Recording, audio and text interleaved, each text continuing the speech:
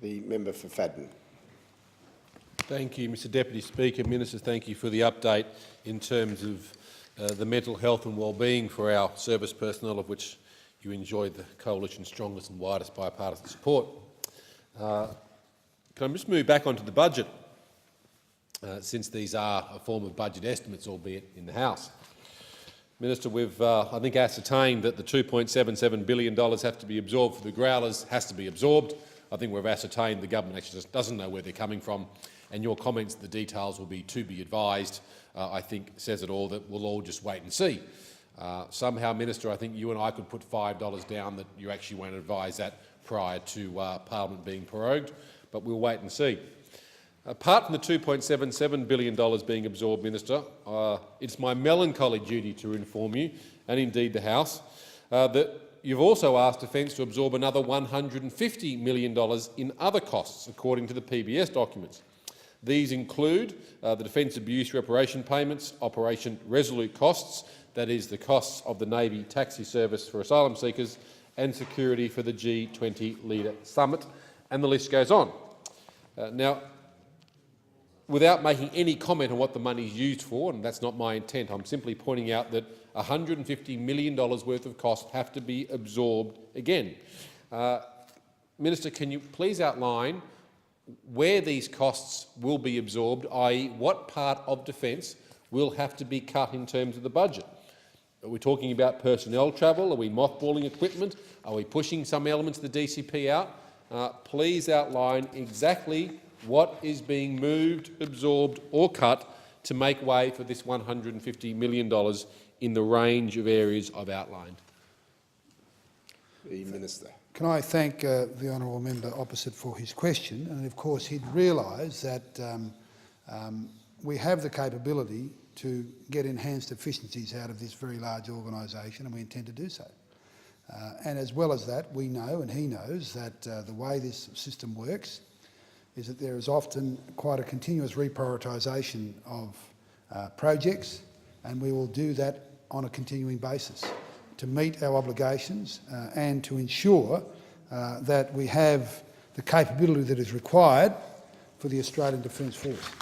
And I think also to understand that that commitment goes not only to the capability in terms of equipment, but also for investments to our personnel. And I have no doubt at all, that we will meet our obligations in both parts in terms of the capability development and deployment of our assets, as well as our investment into our defence personnel.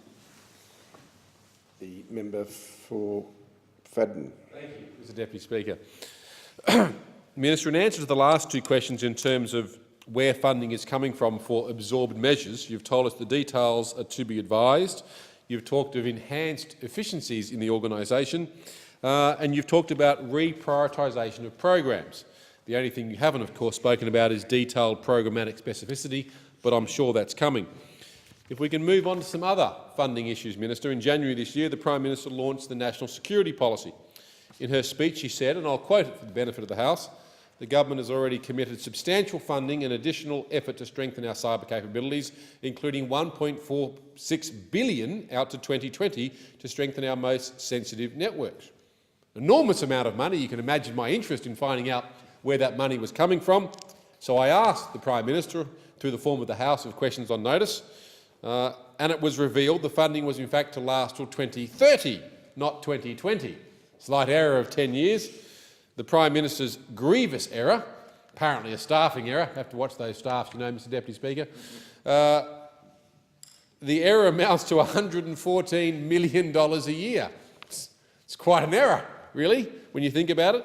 Now, given Defence is the lead agency and responsible for amalgamating the Commonwealth cyber security operations under the new Australian Cyber Security Operations Centre, how do you intend to make up this shortfall in funding, Minister? Or are the details to be advised? Are there enhanced efficiencies, or is there reprioritisation of programs? The Minister. Thank you. The cynicism, I just can't believe it. I'm just scandalised. But as you well know, the Prime Minister promptly corrected the record in relation to that commitment over 2020 to 2030. And I'm sure you would appreciate that sometimes, very occasionally, very rarely, almost never, but sometimes these things happen. So I wouldn't be condemning the Prime Minister or indeed the department. I think we need to appreciate that sometimes these things do happen, and we of course accept, we can accept the criticism, but not the cynicism. Since coming to government in 2007, this government has increased the budget for intelligence, security and defence from $376 million in 2007 and 8 to $517 million in 2013 and 14.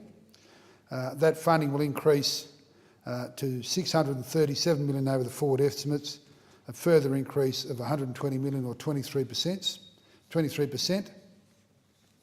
Within Defence, the Intelligence Security Group has been excluded, as I'm not sure you're aware of, from the efficiency dividend. I'm confident we'll meet our commitments in that regard.